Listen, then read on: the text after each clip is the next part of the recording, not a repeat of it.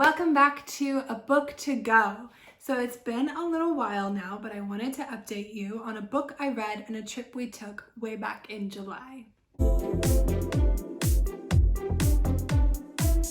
So in July, I focused on the reign of King John, who was the favorite son of King Henry II, but is known today as a really terrible ruler in English history.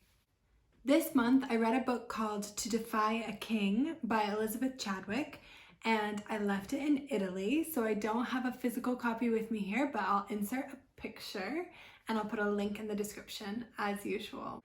This book tells the story of Magna Marshall, the daughter of William Marshall, who is apparently a really famous and important figure in English history. He was a knight, and he was important in the reigns of King Henry II, King John, and King Henry III, and all the other kings in between all of those people. So he was a really important figure in English history. And Elizabeth Chadwick has a series of books that covers the span of his life, one of which I do have here with me.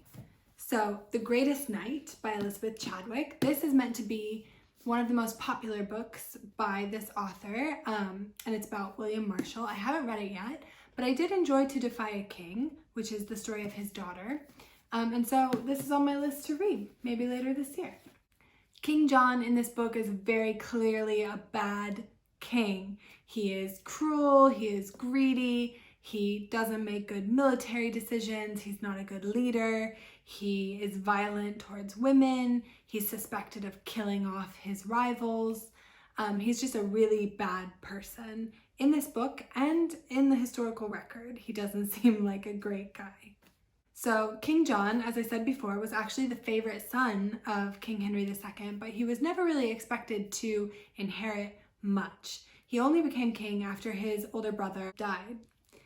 And then King John became king, and he ruled for about 15 years in the early 1200s. And today he's best known, I think, for three things. He's the villain in Robin Hood, so he's the bad king in Robin Hood. He lost the crown jewels of England, and I'll talk about that a little bit more in a second. And he's most famous, I think, for signing the Magna Carta.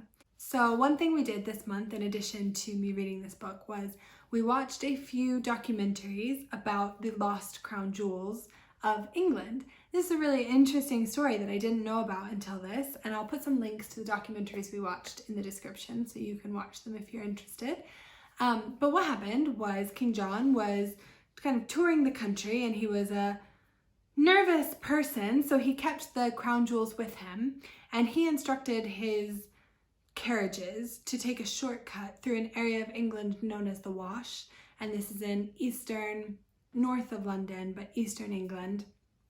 It's a tidal bay, and he instructed his carriages to take a shortcut through there and meet him on the other side. But the tide came in, and these carriages were swept away, and the treasure was lost in the quicksand of this area known as the Wash, and it's never been found.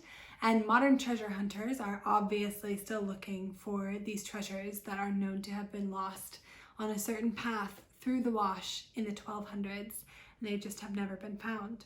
So it's a really interesting mystery, and also, a perfect example of how not very smart this king was. So that's one thing we did. And the other thing we did this month was visit Runnymeade. So Runnymeade is the site where the Magna Carta was signed in 1215, and I'll insert some footage here.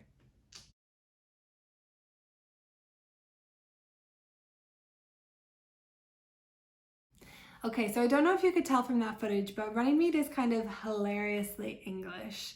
It's really just set up as a place for picnics. That's what all the signs say. It's just for picnics. And then there are a bunch of random memorials scattered around this site, and most of them have been paid for by random American organizations that value the Magna Carta. It was interesting reading about the Magna Carta in the book by Elizabeth Chadwick, because really, the barons in England at the time went to a great amount of effort to kind of put together this document outlining the rights they wanted to have, the limits they wanted to impose on the crown. King John signed it, and then, everybody really disregarded it 10 days later, and they went back to the way they were, and basically a civil war started. So it really wasn't that effectual of a document. It was a good try, And it's considered a really important document today, I think especially in America, given all the monuments at Runnymeade, but it didn't make much of a difference at the time, and I didn't really know that before doing this reading. In any case, King John actually died the year after the Magna Carta was signed, so he died in 1216, and he was succeeded by his son, Henry III, who was a child at the time, and this really ushered in a very tumultuous phase of English history. Surprise, surprise, things were crazy, and things were not very settled. Okay, so in terms of where we're going with this channel, I have a couple updates for you. The first update is that I am leaving the United Kingdom.